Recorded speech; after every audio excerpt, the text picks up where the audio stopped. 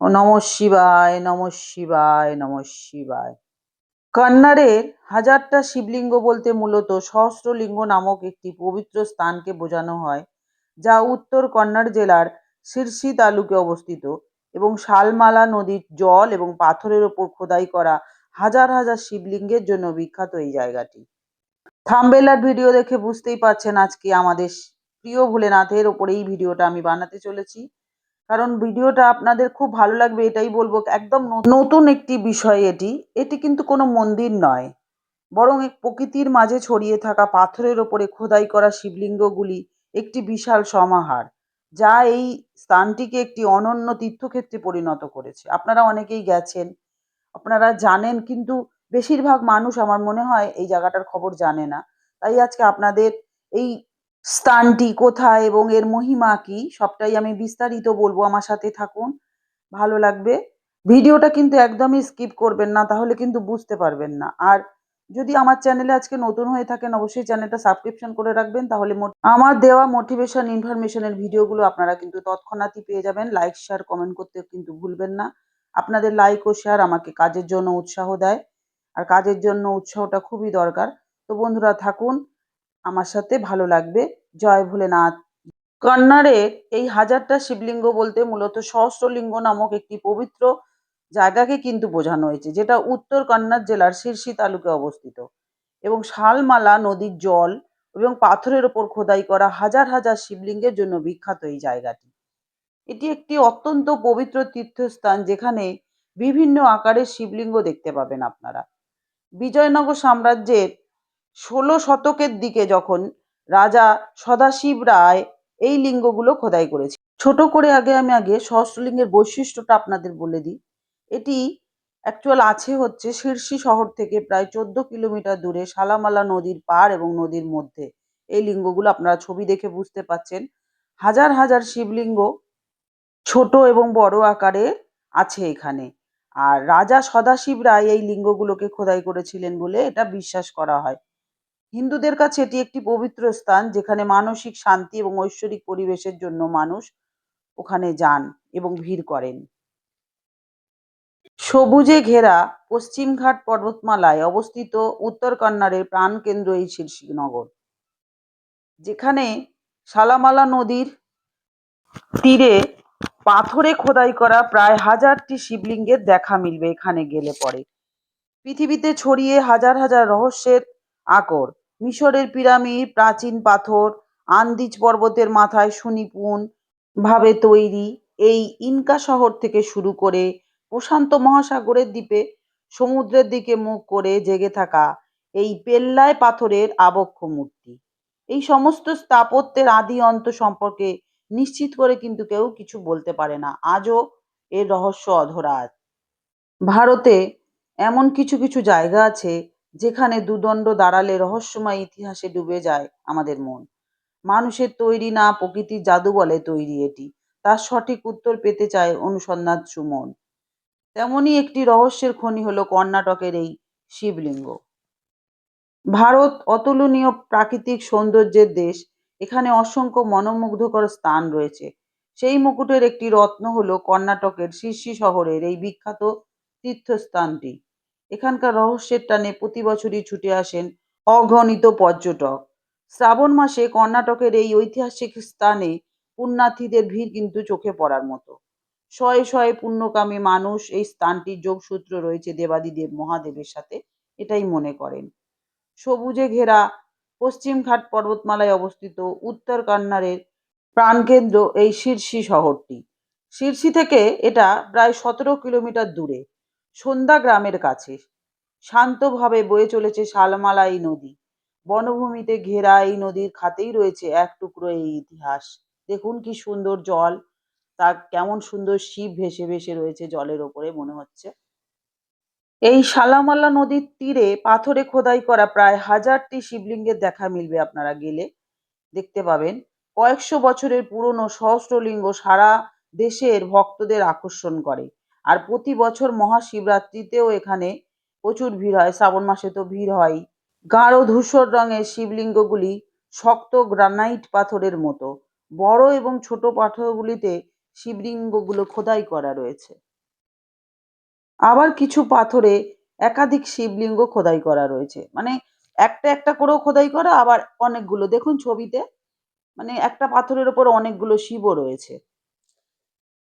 শালামালা নদীর নেত্রবতী এবং কুমারধারা জলের মধ্যে রয়েছে এক অদ্ভুত শিবলিঙ্গগুলি। ওগুলো কখনো দৃশ্যমান থাকে, আবার কখনো নদীর জলে ডুবে যায়। জলের স্তর কম থাকলে সহস্রলিঙ্গগুলি ভালোভাবে পরিদর্শন করা যায়। তখন খোদাই করা মূর্তিগুলি পরিষ্কারভাবে চোখে পড়ে। 1718 খ্রিস্টাব্দের মধ্যে শিরসির তৎকালীন রাজা আরসাপ্পা নায়কের পৃষ্ঠপোষকতায় তার বংশধরদের জন্য খোদাই করা হয়েছিল এই মূর্তিগুলি। কিংবদন্তি অনুসারে এর একটি কিন্তু গল্প আছে, যেটা আপনারা শুনলে বুঝতে পারবেন। সেটা হচ্ছে, রাজা অপুত্রক ছিলেন সেই সময়। একটি সন্ন্যাসী সন্তান লাভের জন্য রাজাকে 108টি শিবলিঙ্গ তৈরি করার পরামর্শ দিয়েছিলেন। তাই রাজা তখন এই শালামালা নদীর তলদেশে থাকা প্রতিটি পাথরকে শিবলিঙ্গে রূপান্তরিত করেছিলেন। আরেকটিও জনশ্রুতি গল্প রয়েছে, যেটা হচ্ছে কুরুক্ষেত্রের যুদ্ধের পর পাণ্ডবদের পুষ্পমৃগ খোঁজার পরামর্শ দিয়েছিলেন কৃষ্ণ। মধ্যম পাণ্ডব ভীম তা খোঁজার জন্য মহেন্দ্রগিরি অঞ্চলে রওনা দেন। যাত্রাপথে ছদ্মবেশী পবনপুত্রের সঙ্গে সাক্ষাৎ হয় ভীমের। বিশ্রামরত হনুমানকে লেজ সরানোর অনুরোধ করেছিলেন ভীম। ভীমকে সেই কাজ করে নিতে বলেন মারুতি, কিন্তু ভীম হনুমানের লেজ সরাতে ব্যর্থ হন। হনুমান যখন ঘুমিয়েছিলেন, তখন হনুমানের লেজটা ছিল, তখন ভীম বলল যে তুমি সরাও, কিন্তু মারুতি বললেন যে তুমি তোমার নিজে সরিয়ে নাও। কিন্তু ভীম পারেনি এটা চেষ্টা করেও, কারণ ভগবান হনুমান না চাইলে কিছু করা যায় না, এটাও আর একটা প্রমাণ আমরা দেখলাম। পরে হনুমান ভীমের যাত্রার উদ্দেশ্য জানতে পেরে তার সুরক্ষার জন্য নিজের লেজের একগোছা চুল নিয়ে যাওয়ার কথা বলেন। ভীম তখন মহেন্দ্রগিরি পৌঁছে পুষ্পমৃগের সন্ধান পান। তবে কিন্তু একটি শর্তেই পুষ্পমৃগ তার সঙ্গে যেতে রাজি হয়েছিলেন। সে জানান শর্তটি এটা, বায়ুর বেগে ভীম যেতে পারলে তবেই কিন্তু সে তার সঙ্গে যাবে। আর পুষ্পমৃগের গতির সঙ্গে সমতা বজায় রাখতে ভীম হনুমানের লেজের একটি করে কেশ মাটিতে ফেলতে থাকেন, যেটি হনুমান তাকে দিয়েছিলেন। আর প্রতিটি কেশ মাটিতে পড়তেই তা থেকে একটি করে শিবলিঙ্গ উত্থিত হতে থাকে। ফলে পুষ্পমৃগকে আরাধ্য দেবতা শিবের পুজো করে তবেই এগোতে হয়। ফলে ভীমের সঙ্গে পাল্লা দিতে গিয়ে পথে পিছিয়ে পড়ে সে। কি সুন্দর গল্প দেখুন। উপ্পিনাংড়ির কাছে এসে ভীম প্রতিযোগিতায় পিছিয়ে পড়েন। তখন তিনি সেখানে 1 সহস্র চুল ঝরিয়ে দেন। ফলে সেখানে সহস্র শিবলিঙ্গ উত্থিত হয়ে যায়। পুষ্পমৃগ প্রতিটি শিবলিঙ্গের পুজো করতে শুরু করে। এতে ভীম অনেকটা সময় পেয়ে যান। সবই ভগবানের কৃপা, সবই ভোলেনাথের কৃপা, হনুমানের কৃপা। উনি একই, ভোলেনাথ যিনি হনুমানও তিনি, তাই তো? যদিও এই শিবলিঙ্গগুলো এখনো টিকে আছে এখানে, তবুও শতাব্দীর পর শতাব্দী ধরে শালামালা নদীর প্রবাহের ফলে সৃষ্ট প্রাকৃতিক ক্ষয়ক্ষতির কারণে বা বিপর্যয়ের কারণে অনেক লিঙ্গ কিন্তু তাদের আসল আকৃতি হারিয়ে ফেলেছে। স্থানীয় কিংবদন্তি অনুসারে এই লিঙ্গগুলি একসময় জলের নিচে ছিল, যার জন্য খোদাই ব্যাপারটা আরো স্পষ্ট হয়ে উঠেছে। তবে সময়ের সাথে সাথে অবিরাম জলপ্রবাহ খোদাইগুলিকে ক্ষয় করে দিয়েছে অনেকটাই, যার ফলে ধারালো ধারগুলো নরম হয়ে গেছে। আজ এই পবিত্র খোদাইগুলি তাদের সব থেকে দৃশ্যমান আকার দেখতে। শুষ্ক মাসগুলিতে, অর্থাৎ গরমের সময়, যেই সময় শুকনো থাকে সেই সময়ই এই জায়গাটা দেখতে যাওয়াটা বেশি সুবিধা। তখন নদীর আয়তন হ্রাস পায় এবং পাথরের খোদাইগুলি আরো স্পষ্ট হয়ে ওঠে। আর জানেনই তো, বর্ষাকালে গেলে জল ঢল বেশি থাকে, সেই জন্য বোঝা যায় না অতটা। শুকনোর সময় গেলে ভালো করে বুঝতে পারবেন। এই শিরসিতে সহস্রলিঙ্গ মূর্তি ছাড়াও আরেকটি কিন্তু মন্দির আছে। এছাড়াও শিবের বাহন নদীর ভাস্কর্যটি এখানে সব থেকে বড়, প্রায় 6 ফুট লম্বা, 12 ফুট লম্বা এবং 5 ফুট পুরু।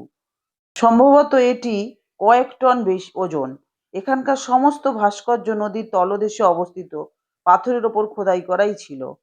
স্থানীয় বিশ্বাস অনুসারে লিঙ্গগুলি সৃজনশীল শক্তির প্রতীক। তাদের ওপর দিয়ে যে জল প্রবাহিত হয় তা কাছাকাছি ধান ক্ষেতের উর্বরতাও বাড়িয়ে দেয় বলে স্থানীয়দের বিশ্বাস। জল তো চাষের জন্য খুবই উপকারী। এই সহস্রলিঙ্গ নামটি এই পবিত্র স্থানটির হিসাবেই হয়েছে এর নামকরণ। শালামালা নদীর তীরে এই নদীর তলদেশে ছড়িয়ে পড়া ছিটিয়ে থাকা পাথরে খোদাই করা হাজার হাজার শিবলিঙ্গের নাম থেকে। জয় ভোলেনাথ, শিব শম্ভু। বন্ধুরা, আশা করি ভিডিওটা আপনাদের খুব ভালো লেগেছে। যদি ভালো লাগে অবশ্যই কমেন্ট করে আমাকে জানাতে কিন্তু ভুলবেন না। আর অবশ্যই বলবো কমেন্ট করে জয় ভোলেনাথ বলে লিখে যাবেন। আর আজকে এতক্ষণ আমার সাথে থাকার জন্য আপনাদেরকে অসংখ্য ধন্যবাদ। সবাই সুস্থ থাকুন, ভালো থাকুন। ভোলেনাথ সকলের মঙ্গল করুন। আগামীকাল সোমবার, বছরের শেষ সোমবার, সবাই সুন্দর করে ভোলেনাথের পুজো করুন। কারণ শেষ হয়ে যাচ্ছে এই বছরটি, আমরা নতুন বছরে পা দেব, তাই ভগবানকে আমরা আগে থেকে স্মরণ করে নেব এবং ভগবানের আশীর্বাদও চেয়ে নেব যাতে আগামী বছরটা সকলের খুব ভালোভাবে কাটে, সবাই সুস্থ থাকে, আনন্দে থাকে। তো আজকে আসি, আবার দেখা হচ্ছে নতুন আরেকটা ভিডিও নিয়ে। জয় ভোলেনাথ, শিব শম্ভু। ওম নমঃ শিবায়, ওম নমঃ শিবায়, নমঃ শিবায়।